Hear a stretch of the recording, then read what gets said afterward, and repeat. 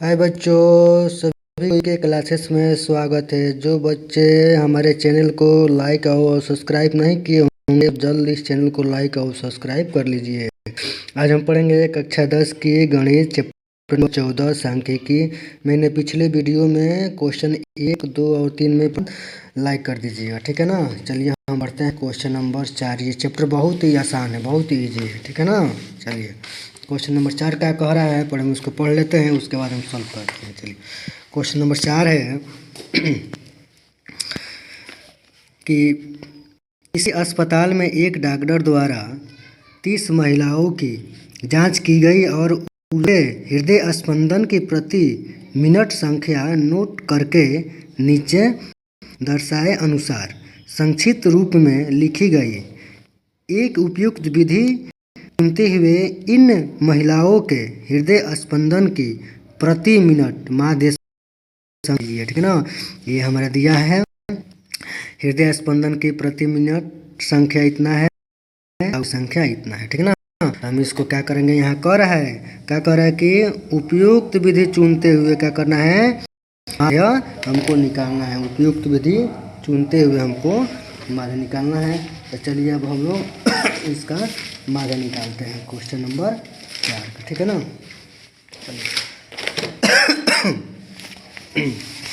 Question number 4 है।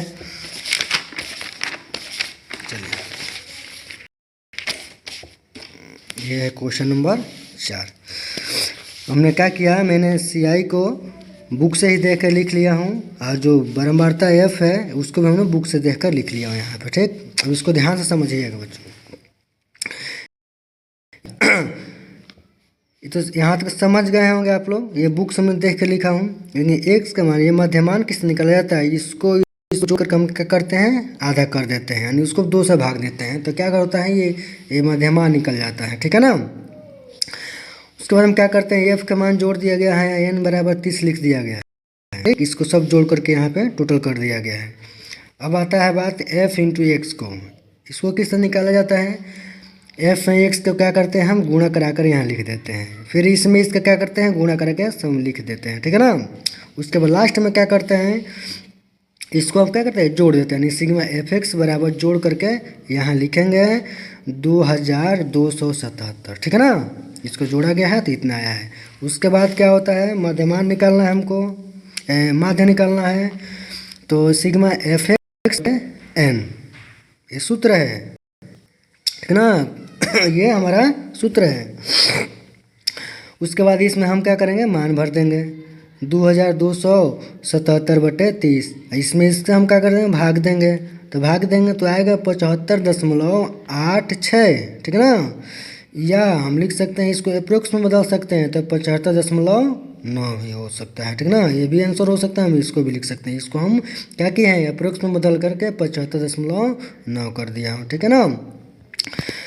उसके बाद क्वेश्चन नंबर 5 आते हैं। देखो बच्चों, ये विधि बहुत ही आसान है, ठीक है ना। ये कौन सा विधि है, मैंने पहला वीडियो में बनाया हूँ, उसमें हम एक सवाल को 3 विधि से हल कर दिया हूँ, ठीक है ना।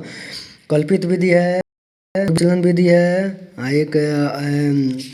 एक और सा विधि है, आप लोगों को बता दे रहा हूँ, वो है प्रत्यक्ष विधि है, ठीक है ना। 3 विधि है, प्रत्यक्ष विधि है, कल्पित माध्य विधि है, पग विचलन विधि है। हम तीनों विधि से पहले सवाल में हम बताया हूँ, जो विधि आप लोग को अच्छा लगे उसी विधि से आप लोग करना, ठीक।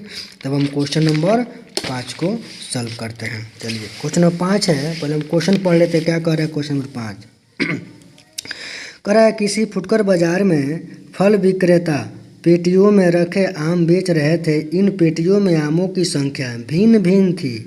पेटियों की संख्या के अनुसार आमों का आवंटन निम्नलिखित था। एक पेटी में रखे आमों की माध्य संख्या ज्ञात कीजिए।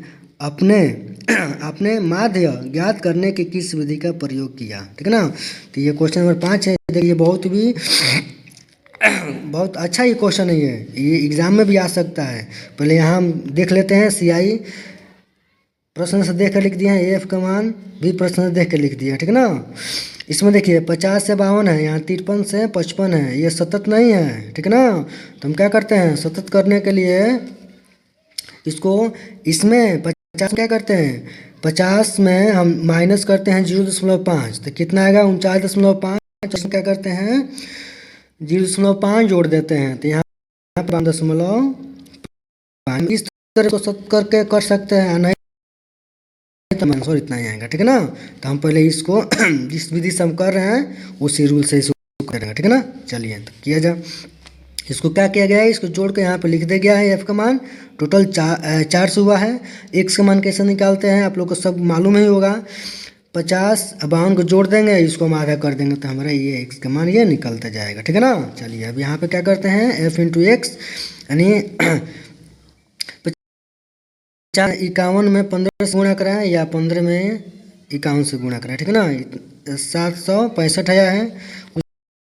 उसका करेंगे 110 में 54 से गुणा कराएं तो इतना आएगा। ठीक है ना, इस तरह क्या किया गया, सब में गुणा करके यहाँ लिख दिया गया है। लास्ट में क्या किया गया है, इस सबको टोटल कर दिया गया, सिग्मा एफ एक्स बराबर इतना आया, यानी 22,875 आया है। ठीक, उसके बाद हम क्या करेंगे, माध्य निकालेंगे। सूत्र होता है सिग्मा एफ एक्स बटे एन, ठीक, बराबर 22,875 बटे 400। ठीक है ना, अब इसको हम भाग देंगे तो ये हमारा आएगा 57.1875।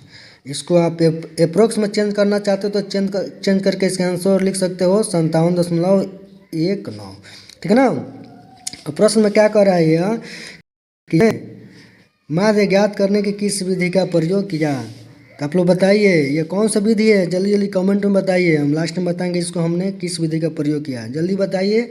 जो बच्चे स्क्रीनशॉट नहीं लिए इसका स्क्रीनशॉट ले लीजिए। ठीक है ना, चलिए हमने किस माध्य का प्रयोग किया, तो हमने लिख देंगे कि माध्य ज्ञात करने के लिए प्रत्यक्ष विधि का प्रयोग किया। ठीक है ना, तो ये हमारे क्या हो जाएगा आंसर। देखिए कितना अच्छा सवाल है। ठीक है ना, हाँ चलिए अब आप वीडियो के यहीं पे क्लोज करते हैं। अब नेक्स्ट वीडियो में लेकर आएंगे हम क्वेश्चन नंबर 6 7। ठीक है ना, जो बच्चे लाइक और सब्सक्राइब नहीं किए हैं वो इस चैनल को लाइक और सब्सक्राइब कर लीजिएगा। और इस चैप्टर का हम लास्ट में वीवीआई क्वेश्चन भी बताएंगे। ठीक है ना, चलिए।